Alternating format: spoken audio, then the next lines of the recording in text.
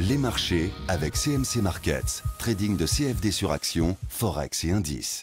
Salut, c'est Trado, content de vous retrouver pour cette analyse technique hebdomadaire de l'or et de l'argent libellé en euros. On commence avec l'argent et malheureusement la belle fin de séance à laquelle on a pu assister sur l'or et sur l'argent n'a pas permis de véritablement changer la donne sur une échelle de temps hebdomadaire. Nous sommes toujours, j'ai remis à plat le graphe, puisque on avait cassé les supports. Nous sommes toujours à l'intérieur d'un canal noir ici que j'ai tracé cette semaine. On vient de percuter d'ailleurs le bas de ce canal noir. Mais de manière générale, on est dans une figure encore plus vaste qui est cette fourchette d'Andrews orange dont on sait que le ralliement de la médiane constitue l'objectif de référence. Donc l'objectif de référence a été touché.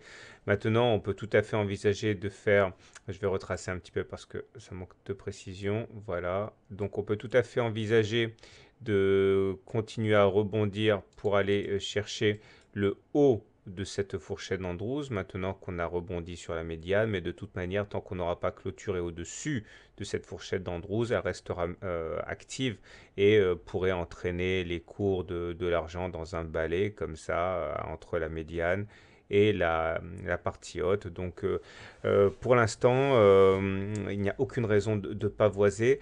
On remarquera quand même quelque chose, c'est la longueur de la mèche basse. Autrement dit, on termine beaucoup plus haut que les plus bas de la semaine.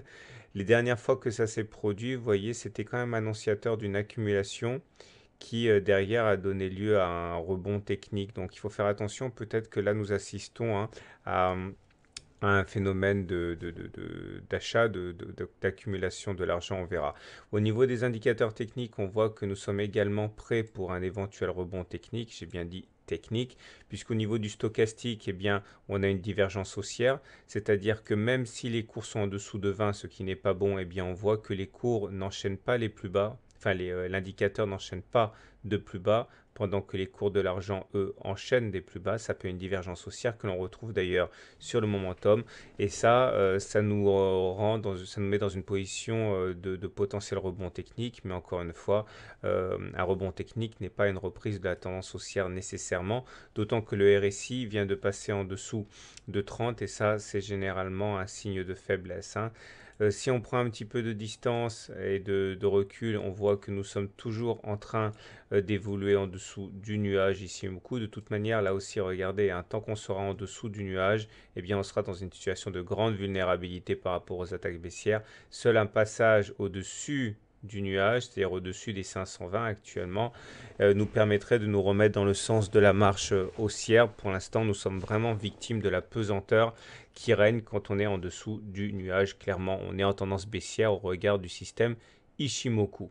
On enchaîne maintenant avec le marché de l'or qui lui se comporte mieux.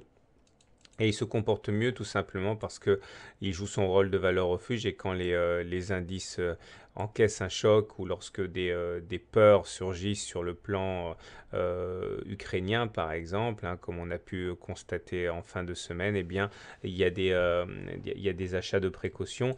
Et là aussi, on constate une mèche assez longue ici qui est signe d'accumulation. Regardez, la dernière fois que ça s'est produit, c'était là, et derrière, il y a eu une hausse, et également ici. Le support ici que j'ai signalé par ce rectangle noir semble être le support de référence à présent. On n'a pas enfoncé significativement ce rectangle depuis maintenant, février 2014. Il faudra espérer qu'il tienne.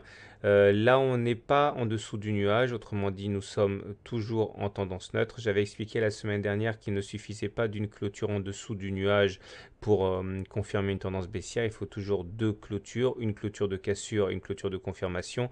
La clôture de confirmation n'a pas eu lieu, ça c'est pas mal, c'est une bonne nouvelle. On arrive à réintégrer in extremis le nuage, donc on n'est pas en tendance baissière au niveau du système Ishimoku. Si on regarde les indicateurs techniques, c'est pas génial non plus, puisque là le stochastique est en dessous de son signal, mais au moins il n'est pas en dessous de 20. Le momentum est toujours en dessous de 0, c'est pas génial. Mais on assiste là aussi à une divergence haussière sur le stochastique, puisque comme vous pouvez le constater, les cours ont fait un plus bas, mais pas le stochastique, ce qui nous met en situation favorable pour un rebond technique. Mais là aussi, tant qu'on ne sera pas repassé au-dessus du nuage, c'est-à-dire aller à peu près les 31 200 euros le kilo, on ne peut pas envisager d'avoir une séquence haussière de moyen terme, hein.